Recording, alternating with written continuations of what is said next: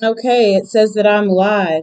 Hello, everybody. My name is Keisha, and I am doing an update video on Prostitute Kelly from Soft White Underbelly. I did a reaction video 9 months ago, and the reason why I'm going to do an update is because a lot of people have been telling me, why don't you do an update? Um, this is by far the most viewed video that I had 9 months ago, and I turned the comments off. Did not want to really address it. A lot of people were coming after me saying that I was a hater. I was not. I'm not a hater. I was concerned like everyone else and heartbroken over her sad and tragic story. Let me just give you a little situation. I started off talking about the situation, assessment, background, the SBAR version, situation, background, and assessment of what I saw in this video. And many of you guys had a lot of comments. So I'm going to do a reaction to this ex-prostitute interview, Quiera, aka Kelly. And the situation was that she came out with the story. We all empathize with her, and I still do. It gained a lot of traction, and a lot of people thought that because she got $29,000 or $30,000 within the first couple of days, that everyone was hating on her because Soft White Underbelly might help her, improve her life. Anyway, so let's get into this reaction. I might be calling on my sons to help me so I have to go back and forth, right? Okay, here we go.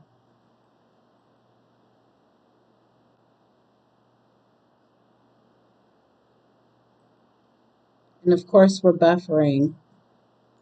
Embarrassing. Do you think it's like that because we're all... It's not working. I would appreciate it. I'm live right now. I appreciate it. Thank you, because it's not working. So we are waiting for our internet to improve. Or I'll just delete it and try over. Okay. As Kelly on my channel.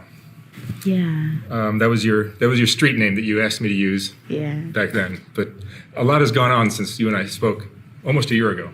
Yeah. That was Christmas Eve that you and I met. So first, before we even get into what's going on in your life today, let's address what there was this kind of, I don't know what they call it, but a lot of people and I have my ideas as to why that happened. What are your thoughts on it? Honestly, I just think people, they don't know. So, or I don't, honestly, they think that I did it for money. Well, you didn't do it for the money because you didn't know that there was a GoFundMe connected to your campaign. But people don't know that was something I did and didn't tell anyone. You didn't know. People don't. Well, I'm going to interject. A lot of people thought that it was a scam because shortly after the viral video was uploaded, she was still, she has an Instagram and a Facebook, and a lot of what she said contradicted her story. I don't know that, so they assume that, that I did it for money. It was actually, I told you when it was $12,000, and you told me to stop it at $13,000, I think. Yeah. Which I didn't do. I let it go to 28. In 2 days, it went up to 28,000, and then I stopped it. But it went up really fast. So of course, people thought I did it for money and for clout, but I don't care. I don't let things like that faze me because I know what I've been through. Yeah, I learned a lot from social media through you. Yeah. Because I was ready. And after the video turned viral, he started to get a lot of hate, especially after, she stated that she didn't go to school, she didn't go to high school, and those facts came out that she did actually go to high school. So people saw a lot of holes in her story, but that does not take away the fact that she did experience a lot of trauma in her life. Let's do a video and show the scars in front of your ears. Let's show them your foster the paperwork showing your foster system history, and show them this, that, and the other. And you said no. Don't do a thing. Just let it go. Haters are gonna hate. Because I knew it would like die down, and then I have more believers than accusers. So it's just like I don't care. I know my truth. I know what I've been through. So I'm not gonna let people that don't even know me. Here's a couple things to consider if anyone is doubting your story. If you had a tight relationship with so apparently there were pictures of you and your mom or your grandmom and me and my Facebook. mom from like your mom is still alive, right? So you can get together for the holidays and take a picture with your mom. For holidays. That's it's Facebook. That's what people do. Yeah, that's why they're posted. Those are times that obviously meant something, But if you had a tight relationship with your family, why would you be spending Christmas with a white dude that you met the day before? Why would you be living? I didn't spend my Christmas with anyone but my boyfriend. Why would you be living on the street in a tent for a month? You were and then people doing that 2 months maybe. Yeah, I don't know. People. Well, whatever. There's a Washington Post article I'll leave in the link of the description. People can read it and see that your story is true, except you got the year of your foster system wrong. You said it was. So there was a Washington Post article. However, it did not really confirm that her story was true. I believe that a lot of her story, was partly true, but it was a lot of contradictory family when she was, but she's turned her life around, and because of it, she's not living in a tent, and a lot of people were coming after her on some. I'm not here to judge her. I'm happy that she is doing better. I'm happy that she's not selling her body. I'm grateful that she's possibly going to continue her education, because a lot of women like Kelly, they don't get better. A lot of women like Kelly or Quiera, they stay in that cycle of being pimped out. So, I'm not saying that, her story isn't something that shouldn't be shared, but I think that she can definitely be and encourage other women and men that have gone through what she's gone through. But definitely check out Soft White Underbelly's page, and you can make the decision for yourself of what you believe, and if you believe that he's actually helping people or exploiting people. I did make a couple of reaction videos after this, and I noticed that he was taking some videos down, and it's probably because of the backlash that he got. Like I didn't even want to make any reaction videos on this based on the backlash videos that comments that I got, and I'm a small YouTuber, so I'm doing this reaction video for my viewers because I've been getting a lot of messages like, hey, let's do a follow-up, and towards the end or in the middle, I'll let you guys know my thoughts and what I think is going on with this. It was 6 and it was 5, or vice versa. I'm not sure what. But I was young at that age, yeah, no, so of course I'm speaking what I've been through. Let's move on. Yeah. Yeah, I love the way you handled it though. Thanks. That was I learned a lot from that. Yeah. So you got $28,000 bit by bit through the GoFundMe. I'm sure you appreciate all the donors that helped you. Definitely, I appreciate that. Thank you to everyone that supported. Thank you to all the ones that actually believe my story, the ones that are actually genuine. I appreciate it. It really helped me out. I was able to get an apartment. I was able to get a car. It really helped me get on my feet. Yeah, and you've done a great job since then, as we'll get into. You're now living in an apartment far from South Central LA, far from Skid Row. Yeah. In a neighborhood that's very safe and it'll normal. It'll be a year that I've been living there too in February. So yeah, no, you're doing a great job. You and I speak almost at least once or twice a week now, every week, and I see what you're doing. I see how hard you're working. You've had 3 jobs since this all happened. Yeah. We helped you get off the street. The donors did, and myself, and we got you into a great situation. I'm sorry? I said, of course, you too. Yeah, no, so much. I do my part. People always ask me, does Mark help you? Does that guy help you? I'm always like, yeah, like he helps me a lot. Yeah, but I don't want this to be I don't want this to turn into a help channel. Of course, but So I tend to not show that. I don't want to show that stuff. Yeah. So, but I do help people. I can honestly say that to some of you guys who were like annoyed with my commentary of the last video, that was about 9 months ago. And I was very emotional. I had just got through watching the first video. And if you go back and watch her story, if it doesn't bring you to tears, you're heartless.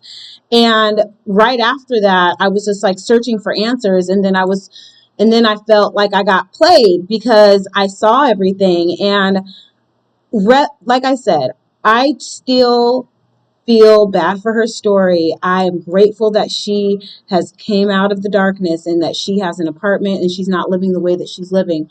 And I'm not hating on Kelly. I'm happy for her. She's a young woman. I wish that more women like her are helped. And Mike Lieta, if you're able to help more people out there that are in her condition, more power to you. So that's how I feel. I'm going to play this out, and I'm not going to comment more on this unless someone brings it to my attention that there's more to know. It just seems like this was a very controversial topic on YouTube when it came to Mike Lieta in his interviews because it became viral, because her story had holes in it. But you know what I see? I see a young woman who is a better version of herself than she was once before. So, amen to that. Mark, keep doing what you're doing. But you got one job, and then COVID came, and you lost that job because they closed the stores you were working in. You got another job, and then the same thing happened again. And today you're working as what? A caregiver for the elderly. For like Alzheimer's patients and things like that? Dementia, bedridden people, all different types of, I don't know all of the terms yet because I'm still in training. I still have to obtain those certificates and things like that. So I'm going to those classes to you're obtain. Working 6 days a week? Yeah, 6 days a week. I'm tired. You're tired today because you were just... Yeah, I'm tired. It's my off day. I'm tired. Yeah, but so, because I've interviewed, I think I counted it yesterday, I've interviewed like over 200 women that work the streets, mostly on Figueroa Street. Mm-hmm. And what got you out? I mean, you're very different than all the other girls who are still working the street. They haven't broken free of that lifestyle. Well, and you were determined to do it. Honestly, I think for me, it's because I didn't want to be in that lifestyle, Like that wasn't something that I wanted to continue doing, I felt the pain of that lifestyle, I felt the struggle of that lifestyle. And although her and I had different struggles and I'm a recovering alcoholic, I can identify with her having the desire to want to stop doing what was making her life unmanageable, which was prostitution. And I'm so grateful that I'm able to come back with a clear mind and conscious and just new eyes, and to listen and to not judge and to just accept what her acceptance is. And that's, she wanted to stop living the way that she was living. So it's like, I didn't want to do that anymore. I wanted to change. I watch TV or I watch social media, and I see different things that I want to, obtain. I want to be in life. So, I just pretty much didn't want to do that anymore. So that's why I stopped and I came down here. I ran away from, my last guy, and, I came down here to get away, and I met you, and now I'm here, thank God. So the reason why I asked you if you could go in your room is because this is kind of grown up, and I have some things that I want to share that I really don't want you guys to hear. So can you guys please go in your room for just a little bit? I'm live, just a little bit. I don't want to be that mom, like, I'm live, but there's just certain things. So you're going to give me that just for a little bit. Thank you. Yes, you can. You can have my phone. Go ahead. No, I'm going to ask you to give me like 5 minutes. Thank you, son. Mm-hmm. Thank you. You're in an earshot. You're still in an earshot. Thank you, guys. So,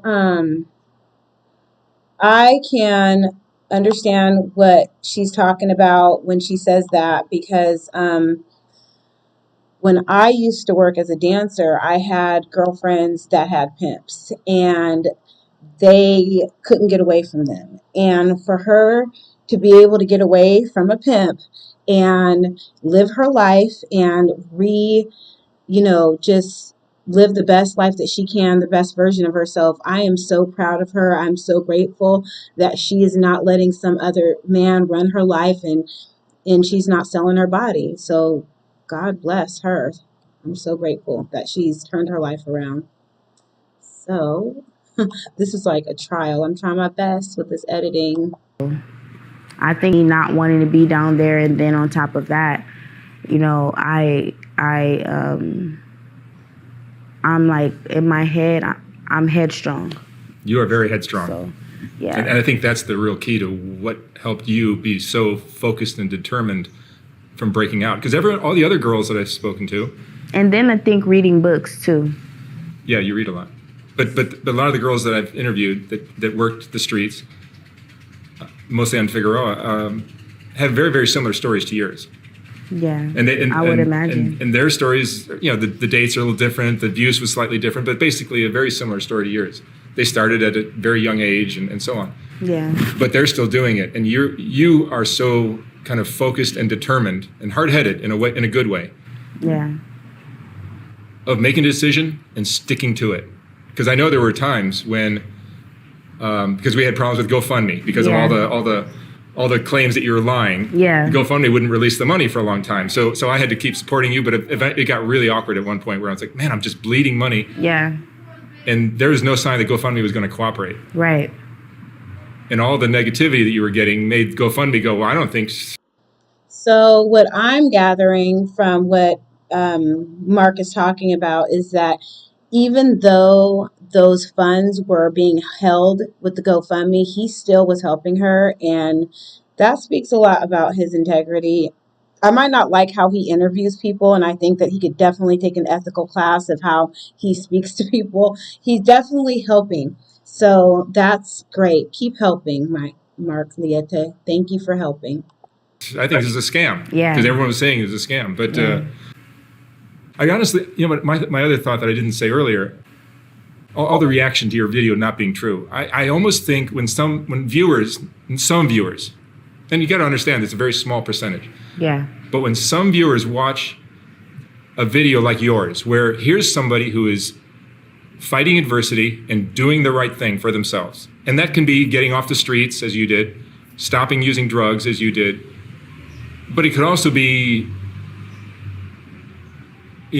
all the relationships and putting up with less than, Yeah. and they see what they're not doing in your video. Like you're doing what they should be doing. Yeah. And rather than deal with that, they lash out at you and try to knock you down. And I agree with what he just said because, sorry, you guys, I did not mean to push that forward. Now I'm over here with Monique. I messed up. Oh, Lord. Personally, I was going through, feeling like, oh my gosh, I was really sensitive to hearing her story. A lot of people claimed your story was untrue. Hold on, let me fast forward it. Sorry, you guys. I have. Here we go. So yeah, I was definitely going. They don't believe it, or some people may not be happy with themselves, so they may not believe it. But honestly, I never dwelled on the people that didn't believe me. No, you never did. I never cared about the people that didn't believe me. I only care and I only respond to people that are, supporters or that are being genuine.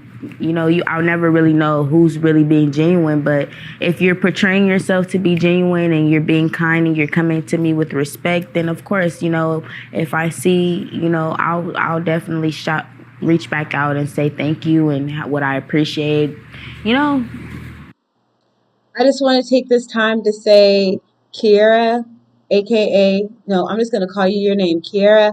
I apologize for judging you. I am so grateful that you've turned your life around, and I'm just grateful that you're doing good in your life, and I wish you nothing but the best in all of your endeavors, and I hope that you just keep shining, girl. You're young, you're beautiful, and you sound like you have a lot of potential. So just keep up, keep doing the good work. I've never dwelled on the negative comments. Your story is also so heartbreaking. It's hard for some people to deal with. Right. You had nobody's helping you in any way, and it's like you persevered and were unwilling to compromise. Yeah. And that's almost what I think the quality that you possess that really helped you break free. Because now you're living a very, very different life than you did before.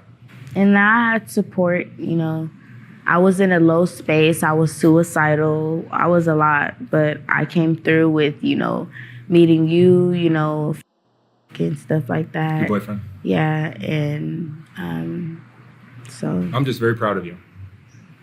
I think you have all the tools to thrive. Head start we gave you. So, yeah. What do you think helped you the most? I mean, I think it's your personality of being very hard nosed and helped me the most with what? Just getting your life straight, because so many people can't and don't. I think my mindset, and like you said, my personality, my mind's really more so my mindset. I will see things that I. And she's really, she's true. Her mindset and her personality, they're different. A lot of people respond to trauma in a different way. A lot of people were attacking the way that she was expressing herself, picking apart. I mean, I was, and we don't know how everyone responds differently. Everybody's different. No one's going to respond to trauma the same way. No one's going to express when they're sharing their story the same as if like you would. Just because you hear these horrible things and you would probably be bawling and crying your eyes out doesn't necessarily mean the next person would. So, I mean, I've had like 9 months to think about this video, and I'm just like, you know what? How am I going to approach this? Well, I'm going to apologize for saying I'm sorry. I apologize for judging her, because I was one of those who judged. I was one of those who was pointing the finger, and I don't know her whole story, but I'm grateful that she's turned her life around. Things that I want to do, it's not fun being out on the street all day, selling your body. It's degrading. It gets tiring. It gets painful. So, of course, as a woman, well, any young woman in her right mind is going to think, hey, I don't want to do this. Well, you should, I feel like that's not something that you just, but there's a difference. Some girls, they enjoy doing that. It's fun to them. Yeah, it was never fun to me. So, What advice would you give to a young woman who's considering doing something like this? I am so grateful that they have this video, because many young women and men need to see this. And I just want to bring it back to recovery. I understand what she's talking about, because drinking wasn't fun for me. It wasn't fun. I mean, I know at one point she was saying that she was actually having fun and she enjoyed it. But it's like just for the money or whatever. But any man, whoever is in this line of business or whatever addiction is making you suffer, you don't want to live that way anymore. Definitely don't do it. It's degrading, it's degrading to yourself. It comes to a point where it's degrading to yourself. And then, you're just better than that. You definitely don't want to sell your body. You're better than that. There's plenty of other things that you can do to, get what you need, get the support you need. Definitely don't need to do that. I would never tell a young woman or a girl to sell her body. I would never. What are the positives? Because there are some positives to that lifestyle, but a lot of negatives. How do you compare are you happier today than you were then? Definitely. I would think so. Definitely. What are the positives and negatives of each lifestyle? Because you're living a very different life now. The positives of that lifestyle, I would only say, is the fast money, I guess. And there's lots of negatives with it. But there's hell of negatives. So out of 100, there's 1%, that 1% good, and then there's the 99 of bad. That lifestyle. I'm so grateful he's asking these questions. I'm so grateful that she's answering these questions. Comes with a lot, you get in a car with someone and that person, you don't know what kind of tip they're on, but next thing you know, you have a gun to your head, and you're getting raped. So it's just like that lifestyle is not the lifestyle that you want to live. It's not safe. For one, it's not safe for your health. It's not safe for your security, and it's degrading. So the downside of where you're at today is maybe you're making a little less money. It's not fast money. It's slow money. It's Uncle Sam's money. Yes, he takes a bite. But what are the upsides of your new life?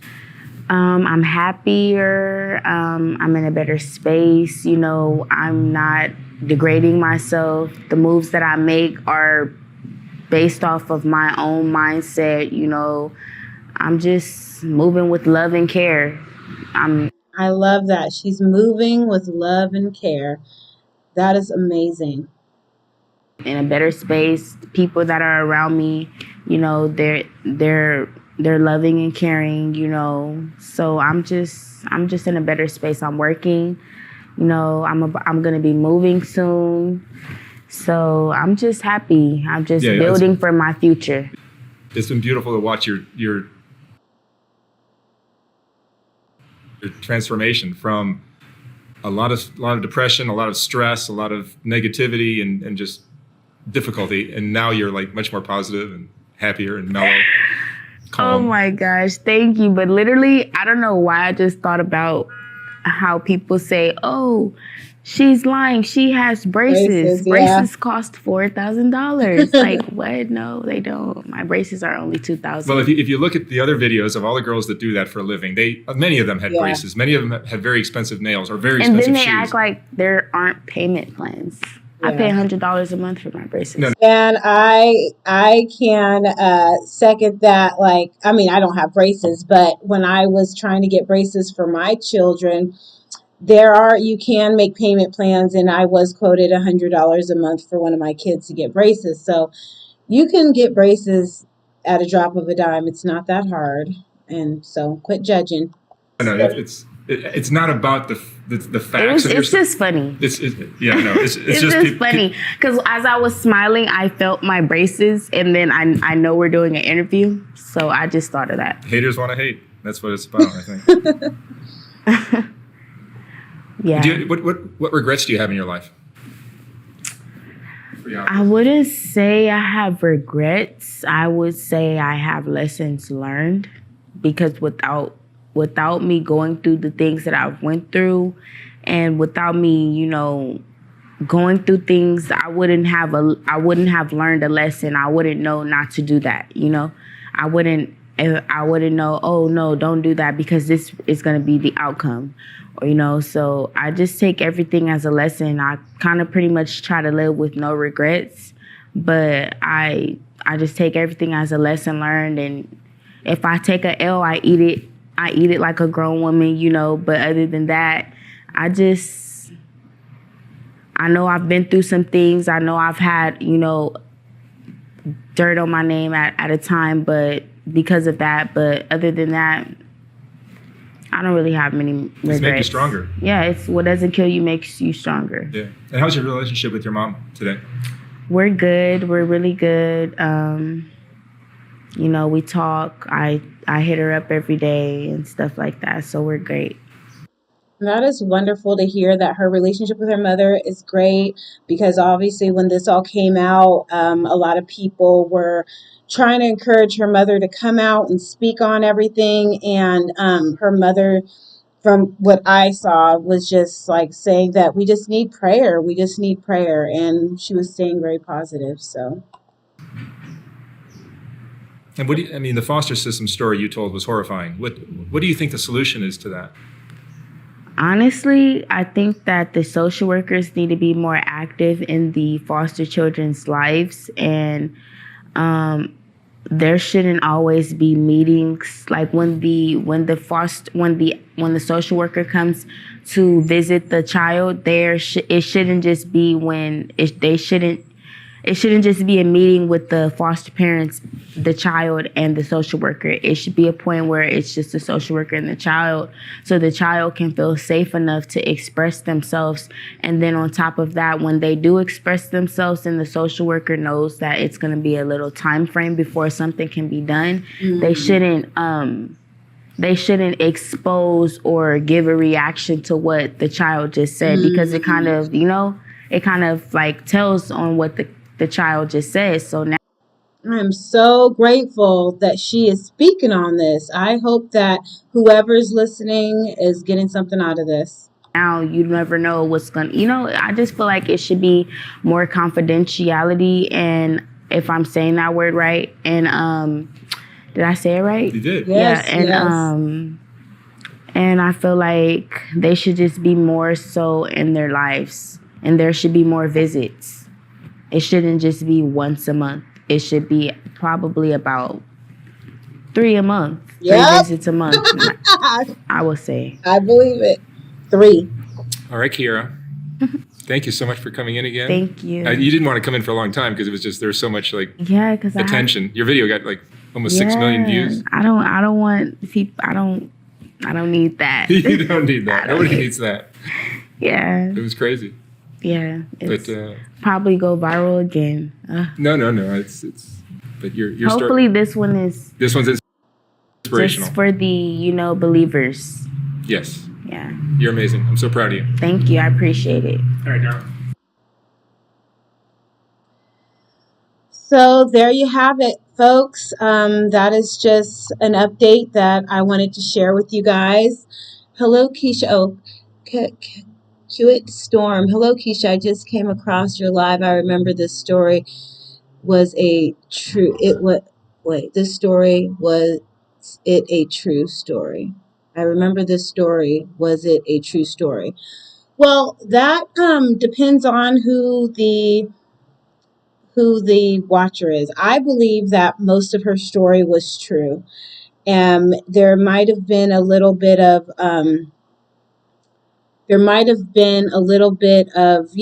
holes in her story.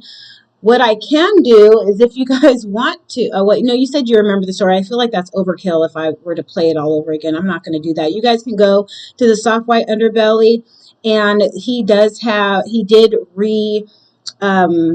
upload that, so you don't have to dig for it, because it was like a year ago.